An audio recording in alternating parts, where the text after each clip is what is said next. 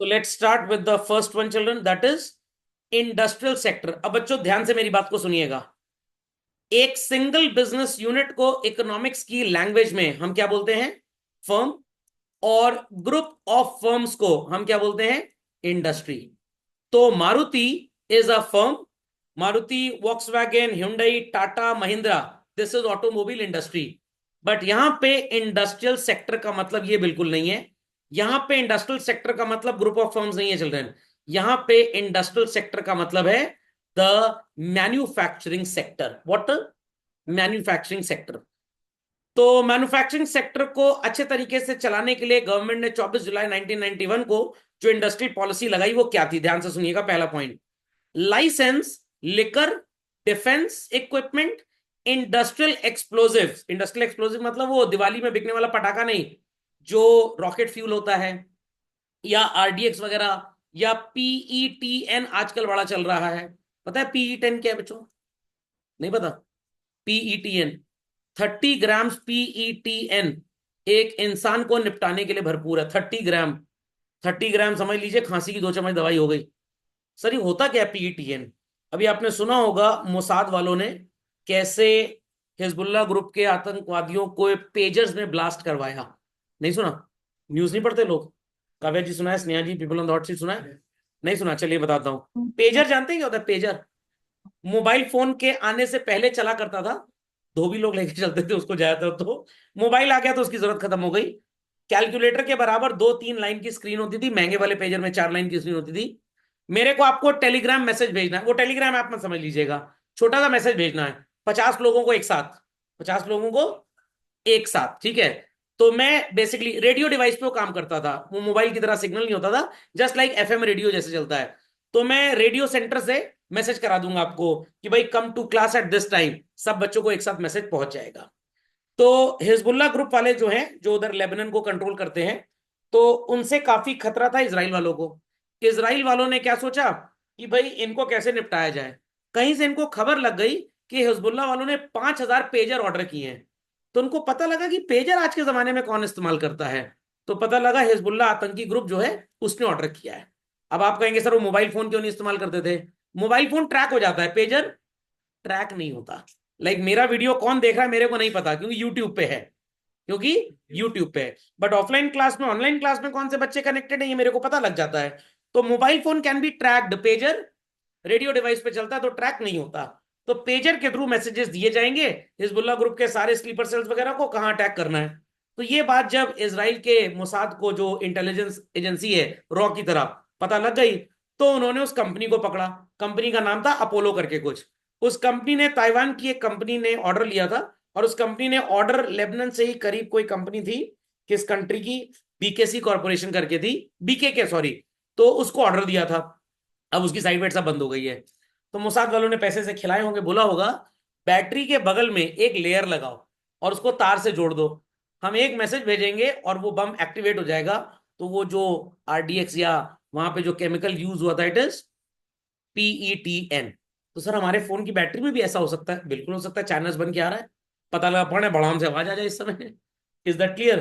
तो उन्होंने एक मैसेज भेजा है, कोड वर्ड, जिससे वो सर्किट एक्टिवेट हो गया और बैटरी, उसमें पेंसिल से लगता है पीछे, बैटरी हीट हुई और ये फट गया।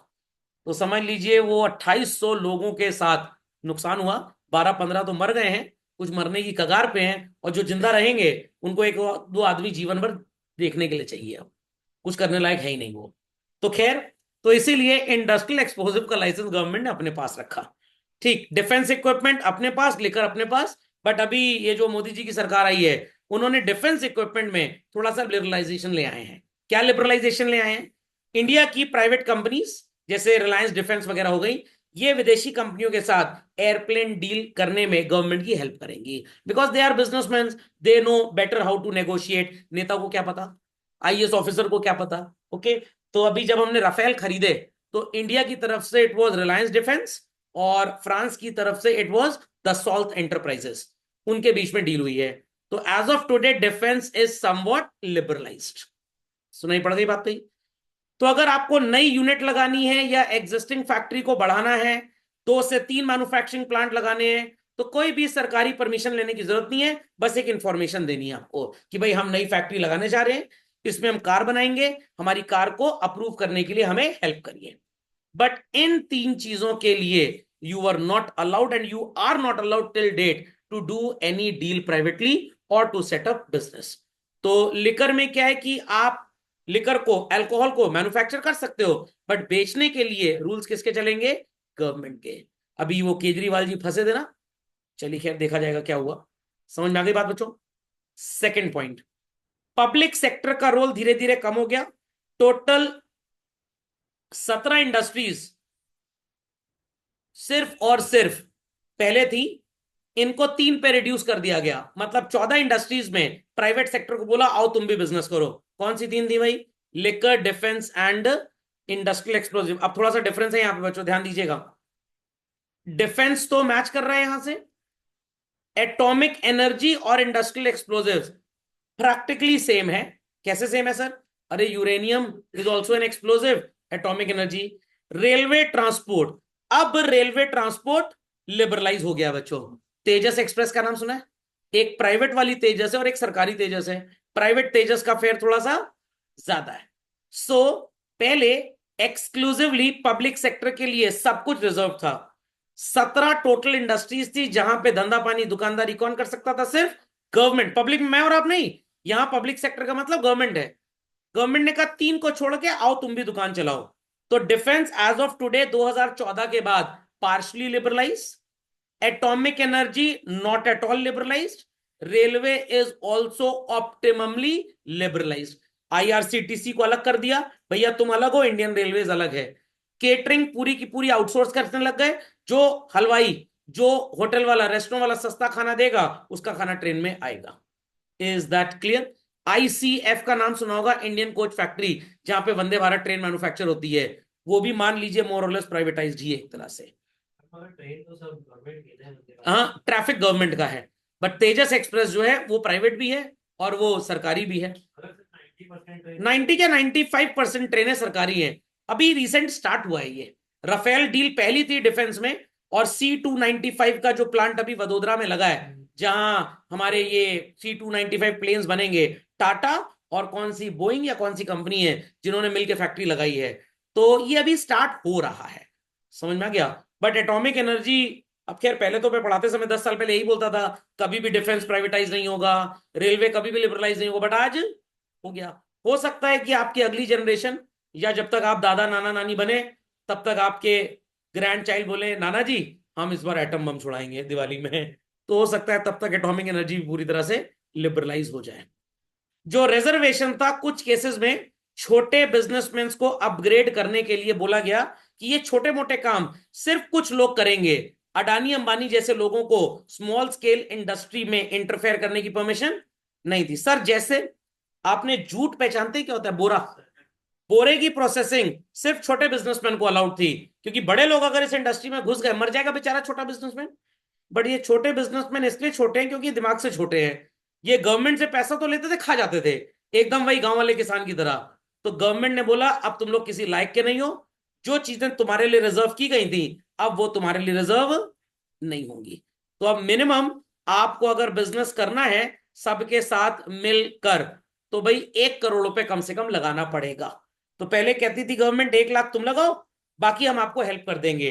तो जो सेक्टर्स छोटे बिजनेसमैन के लिए सेफ साइड रिजर्व किए गए थे और छोटे बिजनेसमैन कुछ तरक्की कर नहीं पाए, तो गवर्नमेंट थॉट कि अब हम आपकी हेल्प नहीं करेंगे, इसलिए बड़े प्लेयर्स को यहां पे एंट्री दे दी गई।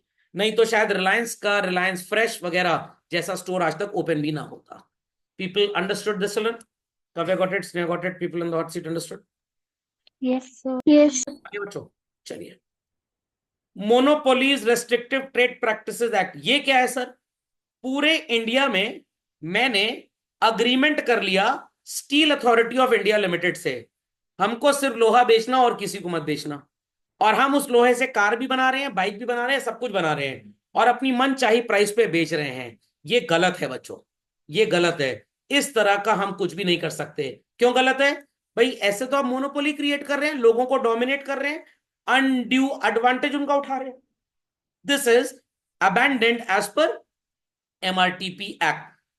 होली के टाइम पे खोए में हमने डिटर्जेंट मिला दिया, unfair trade practice. MRP product पे लिखिए, अपना स्टिकर लगा के दाम बढ़ा दिया, अनफेयर ट्रेड प्रैक्टिस। तो गवर्नमेंट ने कहा यह सब गलत है।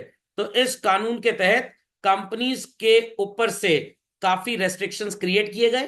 कुछ दिन बाद पता लगा कि ये कानून बड़ा वीक हो रहा है, तो बच्चों इन द ईयर 2002 इस कानून को खत्म कर दिया गया और इसकी जगह आ गया कंपटीशन एक्ट 2002। तो when I was a student in class 10th, मैंने कॉमर्स जैसा सब्जेक्ट इलेक्टिव लिया था, तो वहां पे हमें एमआरटीपी एक्ट पढ़ाया गया। आई रिपीट, वहां पे हमने एमआरटीपी एक्ट पढ़ा था। बट उसके बाद 2002 में जब ग्रेजुएशन खत्म हो गया, एमबीए एमकॉम किया, तो पता लगा ये कानून हट गया और इसकी जगह एक दूसरा कानून आ गया, कंपटीशन एक्ट, जो और स्ट्रिक्ट था, जिसमें सजा वगैरह बहुत ज्यादा थी। तो आप मोनोपोली नहीं कर सकते किसी चीज की, आप कोई भी ऐसी हरकत नहीं कर सकते जो अनफेयर हो। These practices were restricted in nature. खोपड़े में बात गई कि नहीं गई, समझ में आ गया? तो आपको प्रायर अप्रूवल लेना पड़ता था।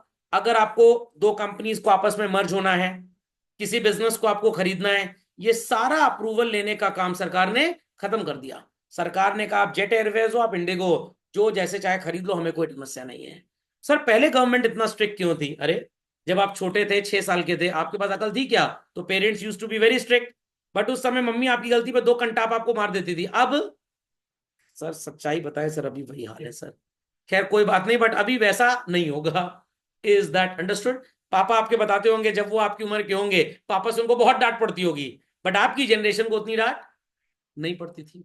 तो मेरे पापा ने एक बार बताया, हम जब 9th क्लास पास किए थे, तो मतलब मेरे दादाजी ने, उनके पापा ने उनको अपने दोस्त के साथ भेज दिया था बाहर घूमने दूसरे शहर, और मेरा एमबीए का पेपर दिलवाने के लिए कॉरेस्पॉन्डेंस, सब लोग नई दिल्ली, पूरा परिवार साथ में गया था, लड़का भाग ना जाए। तो मैंने कहा why is it so? You were bread and born nurtured in such a liberal environment. कह रहे बेटा हमारे घर में 6-7 लड़के थे ना, तुम इकलौते हो। मैंने कहा अच्छा अच्छा ओके। तो पेरेंट्स काफी पॉजिटिव हो गए आज की तारीख में, इसलिए थोड़े डांटते पीटते भी कम है। पता लगा ज्यादा डांट दिया, अभी महंगा पेंट करवाया था एशियन पेंट का, दीवार पे आई क्विट लिख के चला गया, नुकसान हो गया। Logic understood well? सबको ये बात समझ में आ गई बच्चों? तो एमआरटीपी कानून खत्म कर दिया गया और बोला कि अगर आपको बिजनेस एक्सपैंड करना है, करिए, परमिशन की कोई खास जरूरत नहीं है। ये नहीं कि एटम बम की फैक्ट्री लगा लो, ये सब अलाउड नहीं है। 2 पटरी अपनी बिछा लो साइड में, इसमें हमारी ट्रेन चलेगी, ये सब अलाउड नहीं था।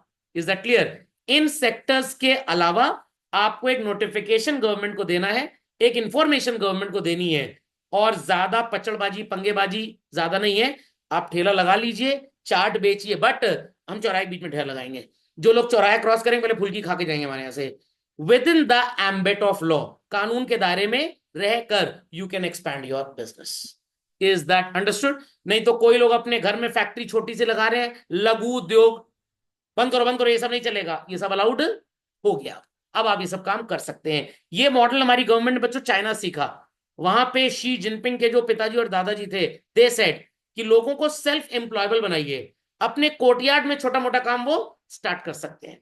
तो आज आप देखते होंगे सड़क गली मोहल्ले में ढेर सारे बुटीक घर के बाहर खुले हैं, घर के बाहर ही लोगों ने रेस्टोरेंट खोल दिया, घर से ही जोमेटो पे लिस्टिंग करा के क्लाउड किचन चला रहे हैं।